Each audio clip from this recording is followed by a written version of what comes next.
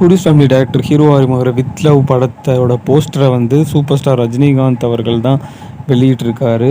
Ken Karunas நடிச்சிட்டு இருக்க படத்துல இருந்து ஒரு கிளிம்ஸ் வந்து இன்னைக்கு ரிலீஸ் பண்ணியிருக்காங்க. ஒரு வீடியோ கிளிம்ஸ் வந்து இதில் வந்து ஒரு வித்தியாசமான அவர் வந்து வெற்றிமாறன் அவர்கள்கிட்ட தான் வந்து அசிஸ்டண்ட்டாக ஒர்க் பண்ணார். பட் ஆனால் இது அந்த மாதிரி தெரியல, ஒரு ஜாலியான படமாக இருக்கும்னு எதிர்பார்க்கப்படுது.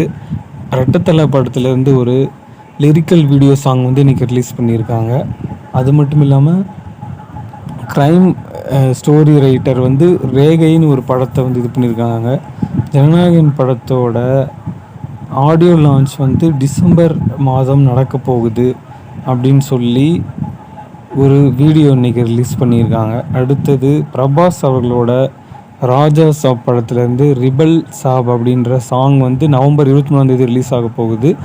அரசன் திரைப்படத்தில் வந்து ஆண்ட்ரியா வந்து ஒரு முக்கியமான ரோல் பண்ண போகிறாங்க அப்படின்னு சொல்லி ஒரு நியூஸ் வந்து வெளியாகிருக்கு.